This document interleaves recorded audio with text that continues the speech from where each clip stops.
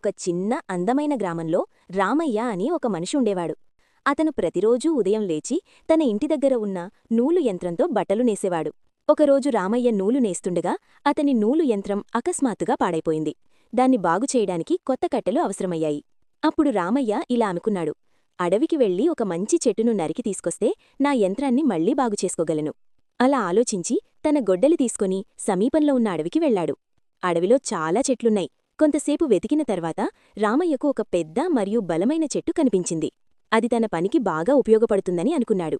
అతను చెట్టును నరకడానికి గొడ్డలి ఎత్తి మొదటి దెబ్బ కొట్టబోతున్న సమయంలో అకస్మాత్తుగా ఒక ఆశ్చర్యకరమైన విషయం జరిగింది. ఆ చెట్టులో నుంచి ఒక దేవుడు బయటకొచ్చాడు.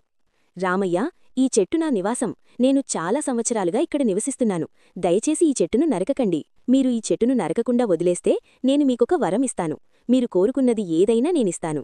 దేవుడి మాటలు విన్న రామయ్య చాలా సంతోషించాడు. అయితే వెంటనే ఏం కోరుకోవాలో అతనికి అర్థం కాలేదు. అప్పుడు రామయ్య ఇలా అన్నాడు, దేవుడా, నేను ముందుగా నా భార్యతో మాట్లాడి వస్తాను. ఆమె సలహా తీసుకుని ఏ వరం కావాలో మీకు చెప్తాను. దేవుడు కూడా అంగీకరించాడు.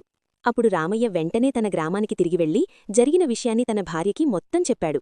అది విన్న అతని భార్య కొద్దిసేపు ఆలోచించి ఇలా చెప్పింది, మనకింకా ఎక్కువ పని చెయ్యాలి కదా. మీకొక అదనపు తల మరియు 2 అదనపు చేతులు ఉంటే మీరు ఒకేసారి ఎక్కువగా నేయగలరు. అప్పుడు మనకు ఎక్కువ డబ్బు వస్తుంది.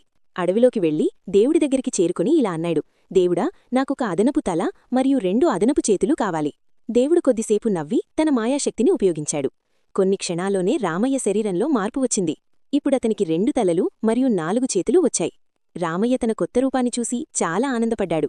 కాని గ్రామానికి దగ్గరగా వచ్చినప్పుడు అక్కడున్న గ్రామస్తులు అతన్ని చూసి ఒక్కసారిగా భయపడ్డారు.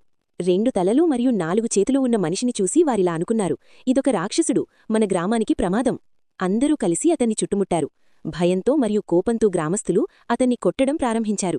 చివరికి ఆ మూర్ఖు రామయ్య అక్కడికక్కడే చనిపోయాడు. నీతి: ఏ నిర్ణయం తీసుకునే ముందు బాగా ఆలోచించాలి. భవిష్యత్తు గురించి ఆలోచించకుండా తీసుకున్న నిర్ణయాలు ప్రమాదకరంగా మారవచ్చు.